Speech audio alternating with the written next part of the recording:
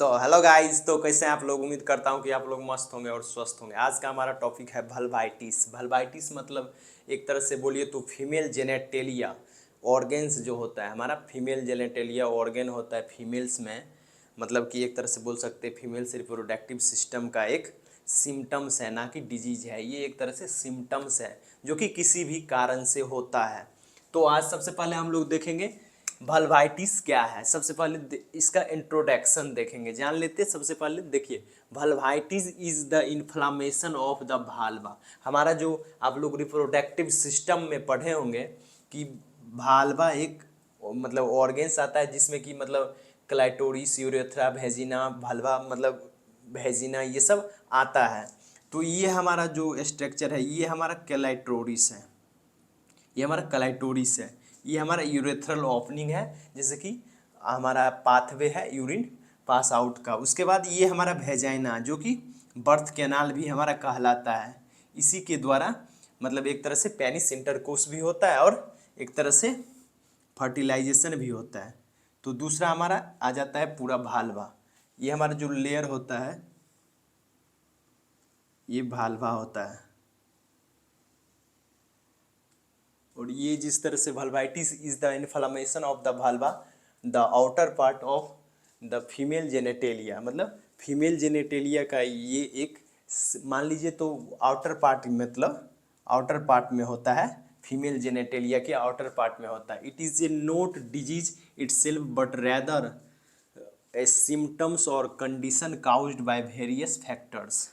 मतलब ये ना कि ये कोई डिजीज है, ये ना कोई डिजीज है, ये एक सिम्टम्स है जो कि होता है किसी भी फैक्टर्स के कारण, किसी भी मतलब वायरस या बैक्टीरियल के कारण होता है या फंगल्स इन्फेक्शंस के कारण। तो काउजेज देखेंगे। सबसे पहले हमारा आता है इन्फेक्शन। इन्फेक्शन किसके द्वारा?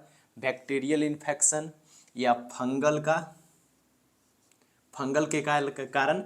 जैसे कि एग्जांपल में ले सकते हैं लाइक ए कैनेडिडा, और उसके बाद वायरल मतलब लाइक ए हेरपस। हेरपस भी एक डिजीज है जिसमें कि हमारा स्किन का ही एक डिजीज है, जिसमें कि एक तरह से स्पोर्ट्स लाइक या एक्ने टाइप का, जैसे कि एक तरह से बोल सकते हैं तो मतलब कि एक तरह से एक्ने पिंपल्स की तरह बूंदा बूंदी हो जाता है, तो उसमें भी हेयरपस होता है। वो हम अगले वीडियो में जैसे कि हम बात कर चुके हैं हेयरपस के बारे में।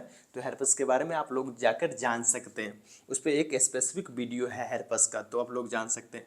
उसके बाद एलर्जिक रिएक्शन। एलर्जिक रिएक्शन क्या क्या हो सकता है? जैसे कि सॉप, परफ्यूम, सैनिटरी पैड्स। ये सब सैनिटरी पैड्स या कोई भी इरिटेशन वाला है या परफ्यूम से ऐसा इरिटेट कर रहा है या सॉप है, एलर्जिक है, तो ये सब कारण हो सकता है। उसके बाद इरिटेशन जैसे कि टाइट क्लॉथ्स पहनने के कारण हो सकता है, वहाँ पर पुअर हाइजीन्स के वजह से हो सकता है। उसके बाद स्किन कंडीशंस। स्किन कंडीशन में क्या आता है? एस्जीमिया या साइरोसिस। सोरोसिस जो है कि एक तरह से ये दोनों जो है स्किन कंडीशन है, ये क्रोनिक स्किन कंडीशन है। इसमें जो सरोसिस में होता है कि एक तरह से स्किन जो है कि इसमें भी इन्फ्लामेशन होता है, लेकिन इसमें एक तरह से एक्यूमुलेट हो जाता है, स्किन एक्यूमुलेट हो जाता है और उसके बाद सिल्वर जैसा उसका कलर, एक तरह चमकीले पदार्थ हो जाता है, स्किन मोटा हो जाता है वहाँ पर। उसके बाद इस्चीमिया में होता है कि इसमें भी एक तरह से जो पिंपल्स लाइक, एक्नेस लाइक, उसके बाद स्लोइन मिलेगा, पेन मिलेगा वहाँ पर। उसके बाद इन्फ्लामेशन, ये सब देखने को मिलेगा, रेडनेस एक्जिमिया कंडीशन में। तो इसके कारण भी हमारा हो सकता है, ये सब हमारा डिजीज जैसे कि है, तो उसके कारण हमारा ये सिम्टम्स देखने को मिलेगा। तो ये जो है कि इसके कारण देखने को मिलती है, इन्फ्लामेशन है तो ये सिम्टम हो रहा है। क्या चीज़? वल्वाइटिस एक सिम्टम्स है जो किसी भी कारण से हो रहा है, किसी भी काउज के कारण हो रहा है, जैसे कि हमारा किसी भी बैक्टीरियल काउज के कारण या हमारा एलर्जिक रिएक्शंस के कारण हो रहा था। जैसे कि आप बोल सकते तो फीवर या मान लीजिए हेडेक। तो ये सब डिजीज थोड़ी है, ये सब सिम्टम्स है, साइन सिम्टम्स है। उसके बाद हमारा सिम्टम्स आ जाता है। इसमें क्या सिम्टम्स देखने को मिलेगा? Redness and swelling of vulva. Vulva जो हमारा स्ट्रक्चर है उसमें ये हमारा जो भालवा पूरा स्ट्रक्चर है इसमें स्वेलिंग और रेडनेस देखने को मिलेगा, ईचिंग एंड बर्निंग सेंसेशन होगा, इसमें ईचिंग और बर्निंग सेंसेशन होगा, इरिटेशन होगा। उसके बाद पेन और टेंडरनेस देखने को मिलेगा।